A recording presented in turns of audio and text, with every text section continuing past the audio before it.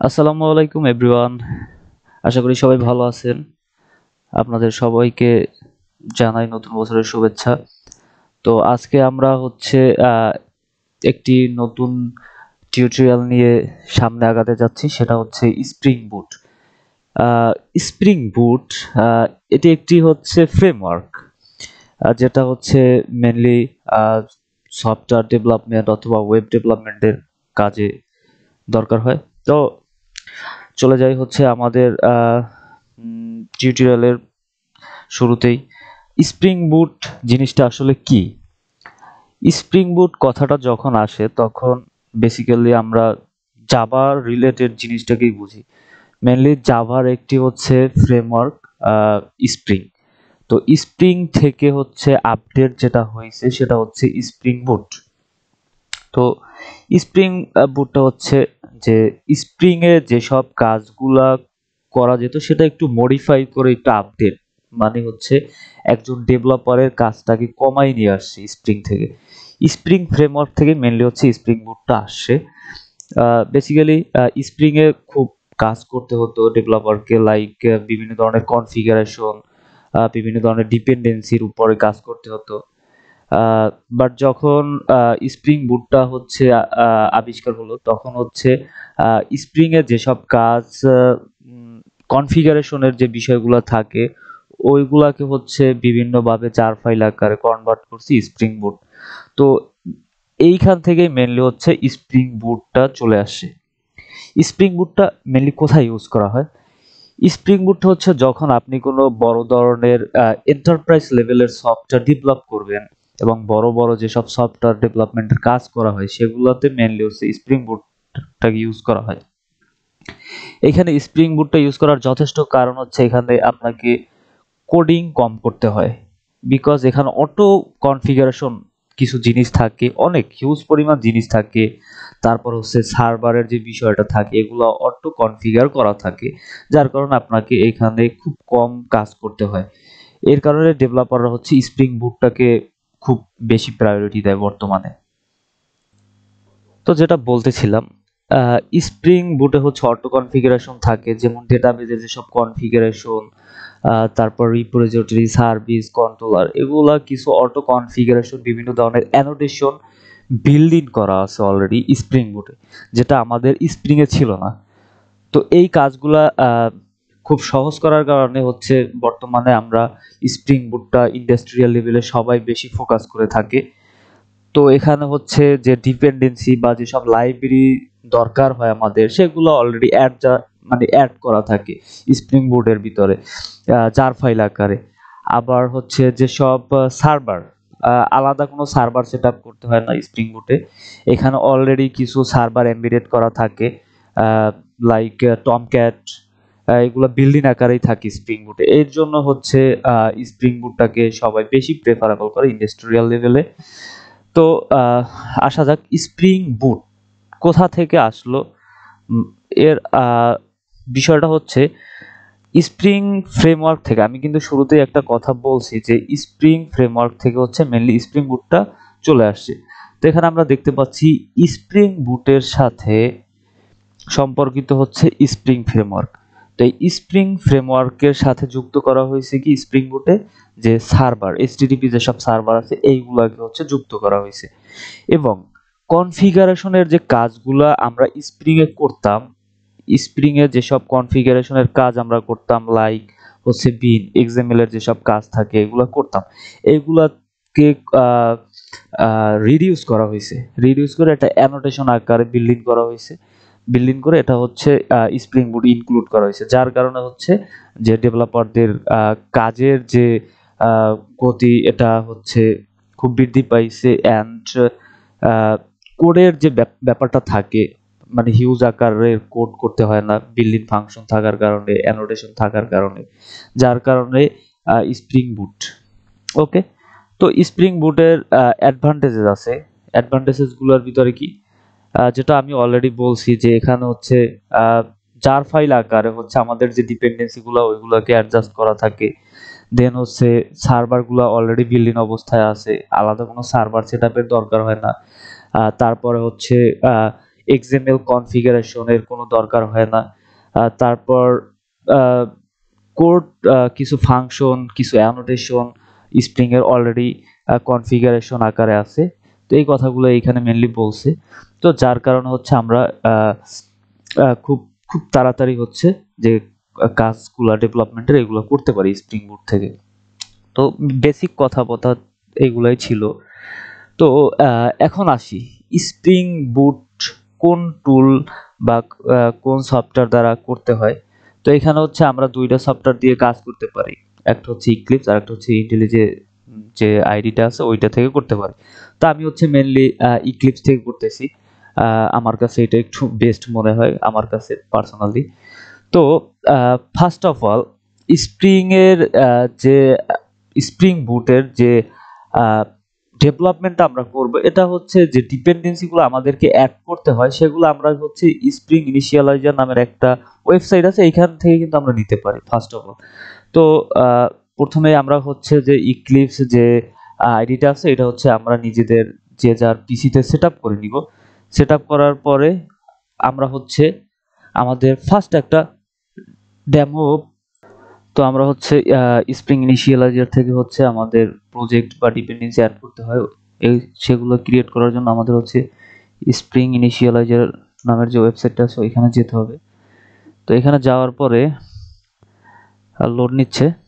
তো এখানে যাওয়ার পরে হচ্ছে আমরা আমাদের যে ল্যাঙ্গুয়েজ, তারপর হচ্ছে প্রজেক্টের টাইপ যেগুলো আছে এগুলো সব সেট করে নিব।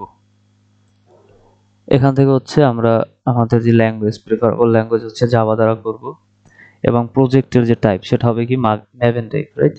এবং হচ্ছে স্প্রিং বুটের যে ভার্সন এটা আমরা সিলেক্ট করে নিছি। দেন হচ্ছে প্রজেক্টের ইন ডিটেলস যেগুলো এগুলো এখানে লিখতে হয়। লাইক আমাদের হচ্ছে গ্রুপ নেমটা থাকবে লাইক ফার্স্ট অ্যাপ, ওকে। দেন আমাদের আর্টিফ্যাক্ট নেম যেটা এটা হচ্ছে আমরা দিলাম যে ফার্স্ট FIRST ফার্স্ট অ্যাপ, ওকে। দেন প্যাকেজ নেমটা হচ্ছে আমরা শুধু ফার্স্ট অ্যাপ রাখতে চাই, ওকে। তারপর হচ্ছে প্যাকেজিং টাইপ হবে জার ফাইল, আর হচ্ছে জাভার যে ভার্সন এটা সিলেক্ট করে নিলাম। তো আমি হচ্ছে জাভা 21 নিয়ে নিলাম। তো এখানে হচ্ছে যে অ্যাড ডিপেন্ডেন্সি, এইখানে হচ্ছে যে আপনার ডিপেন্ডেন্সির যে জার ফাইলগুলো আছে যেটা আপনাকে হচ্ছে স্প্রিং এ নিজের করতে হতো বা বিভিন্ন হ্যাসেল ছিল, সেগুলো হচ্ছে স্প্রিং বুটে করতে হয় না, এগুলো অলরেডি ডেভেলপ আকারে থাকে, রাইট। তো এইখান থেকে হচ্ছে আমরা যেহেতু আজকে শুরু করলাম সেক্ষেত্রে হচ্ছে আমরা নর্মাল যে একটা স্প্রিং ওয়েব নামের হচ্ছে একটা ডিপেন্ডেন্সি আছে, এটার ভিতরে হচ্ছে আপনাদের যে ইনক্লুড থাকে রেস্টফুল এপিআই, তারপর হচ্ছে স্প্রিং এমবিসির যেসব অ্যানোটেশন আছে এগুলা ইনক্লুড থাকে, এবং যে বিল্ডিং যে আমরা যেটা বলছিলাম সার্ভারের কথা টমক্যাট, এই সার্ভারটা হচ্ছে এই ডিপেন্ডেন্সির ভিতরে এগুলো ইনক্লুড আছে। তো এইটাকে আমরা সিলেক্ট করে নিলাম।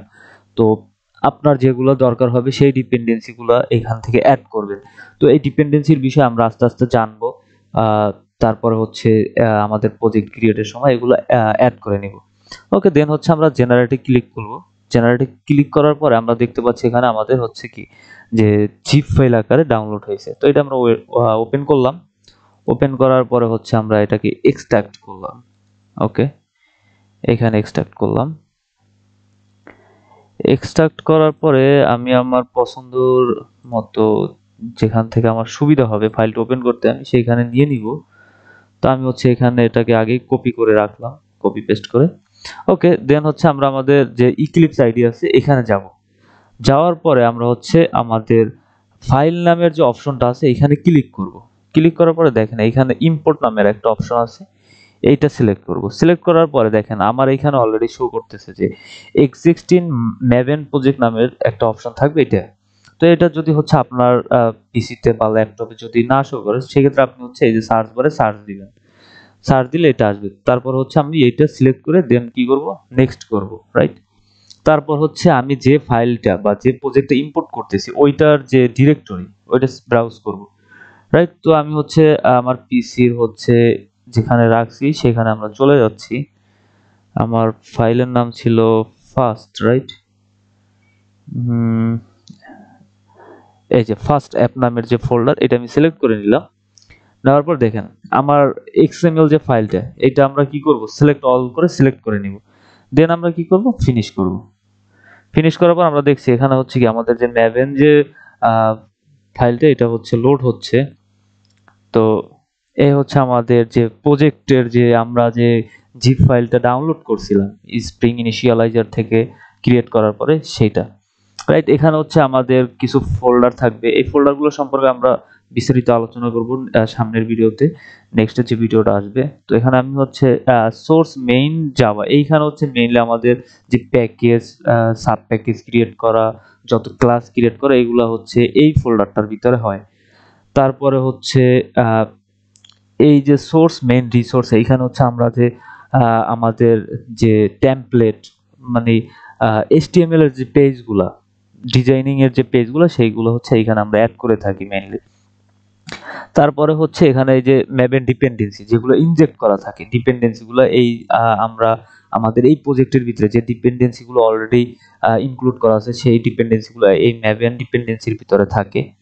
দেন pom.xml নামের যে ফাইলটা আছে, এই ফাইলের ভিতরে হচ্ছে আমাদের যে ডিপেন্ডেন্সিগুলো ইনজেক্ট করা বা প্লাগইন যে ইনজেক্ট করা, এগুলো হচ্ছে আমরা এই ফাইলের ভিতরে করে থাকি যদি কোনো ডিপেন্ডেন্সি আমাদের দরকার হয়। ওকে, তো আমরা হচ্ছে আমাদের যে ফার্স্ট যে আমাদের যে মেইন যে কাজটা, সেটা হচ্ছে এই হচ্ছে আমাদের মেইন যে ফাইলটা, রাইট। এইখানে একটা জিনিস দেখেন, একটা অ্যানোটেশন ইনক্লুড আছে। অ্যানোটেশন জিনিসগুলো কি, এগুলো আমরা হচ্ছে নেক্সট ভিডিওগুলো ডিসকাস করব অ্যানোটেশনগুলো সম্পর্কে। তো এইখানে স্প্রিং বুট অ্যাপ্লিকেশন নামের যে অ্যানোটেশন আছে, এই অ্যানোটেশনের ভিতরে হচ্ছে কিছু জিনিস ইনক্লুড করা আছে, যেগুলো হচ্ছে আপনার যে স্প্রিং এর যে কাজগুলো নিজের করতে হতো, ওই কাজগুলোকে হচ্ছে রিডিউস করছে। লাইক এখানে যে স্প্রিং বুট কনফিগারেশন, তারপর অটো কনফিগারেশনের কাজ, তারপর হচ্ছে কম্পোনেন্ট স্ক্যানের যে কাজগুলো, এগুলো সব একটা অ্যানোটেশনের ভিতরে অলরেডি ইনক্লুডেড আছে, রাইট। তো এই কাজগুলো অর্থাৎ বিন নামের যে হচ্ছে আমরা স্প্রিং এ করতাম, ওই বিনের কাজগুলো সব হচ্ছে এই একটা অ্যানোটেশনের ভিতরে অলরেডি ডেভেলপ করা, যেটা হচ্ছে আপনাকে নতুন করে করতে হচ্ছে না। অর্থাৎ আপনার কাজগুলো রিডিউস করে দিছে এই একটা অ্যানোটেশনে। এই রকমের অনেক অ্যানোটেশন আছে যেগুলো হচ্ছে আপনার কাজকে রিডিউস করে স্প্রিং বুটে, রাইট। তো এর জন্য হচ্ছে মেইনলি স্প্রিং বুটটা এত ইজি। তো আসি এই অ্যানোটেশন সম্পর্কে আমরা নেক্সট আলাপ করব। তো এখন হচ্ছে আমাদের এই প্যাকেজের ভিতরে আমরা হচ্ছে আমরা একটা নতুন ক্লাস ক্রিয়েট করে নিই। হ্যাঁ, লাইক লিখলাম হ্যালো নামের একটা ক্লাস আমরা ক্রিয়েট করে নিলাম। জাস্ট হচ্ছে আমরা আমাদের যে ফার্স্ট যে হ্যালো ওয়ার্ল্ড, এটা আমরা প্রিন্ট করতে চাই, রাইট। তো আমি একটা এখানে হচ্ছে যেহেতু আমরা সার্ভারে হচ্ছে রান করব, সেক্ষেত্রে আমাদের হচ্ছে একটা অ্যানোটেশন আছে রেস্ট কন্ট্রোলার নামে, রাইট।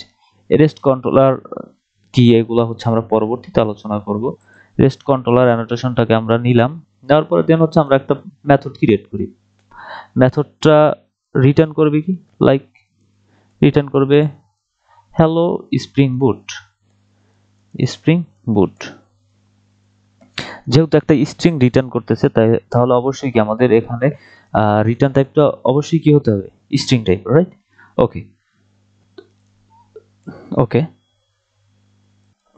তো আমরা হচ্ছে যে যখন সার্ভারে হচ্ছে রান করব, অবশ্যই আমাদের একটা ইউআরএল এর দরকার হয়। সেক্ষেত্রে আমরা যে গেট ম্যাপিং যে অ্যানোটেশনটা আছে, এটা ইউজ করে থাকি। এগুলো আমরা বিস্তারিত আলোচনা করব সামনে অবশ্যই।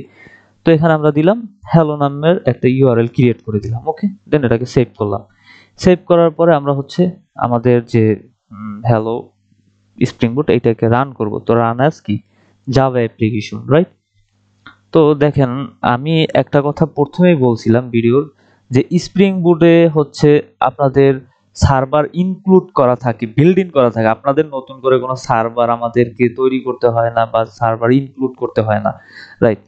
তো দেখেন এই যে আমাদের টমক্যাট নামের যে সার্ভারটা আমাদের স্প্রিং বুটে অলরেডি বিল্ড ইন অবস্থায় আছে, এবং এটা হচ্ছে আমাদের এই প্রজেক্টটা টমক্যাটের 8080 পোর্টে হচ্ছে রান করছে, রাইট।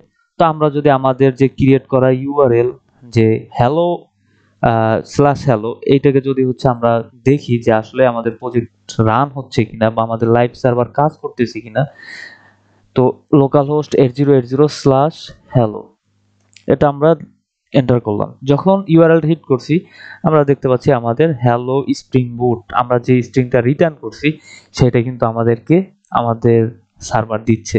দ্যাটস ওয়াই আমাদের অলরেডি আমাদের সার্ভার কাজ করতেছে। তো এই ছিল মোটামুটি হচ্ছে স্প্রিং বুটের বেসিক কথাবার্তা।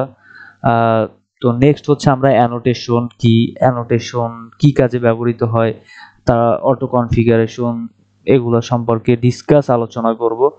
আশা করি সবাই ভালো থাকবেন এই পর্যন্ত এবং স্টাডি চালিয়ে যান। সাকসেস আসবে ইনশাল্লাহ, চেষ্টা করতে করতে দেখা যায় যে পারা যাবে ইনশাল্লাহ। তো এই ছিল এই পর্যন্ত আজকের ভিডিও। Bye bye everyone.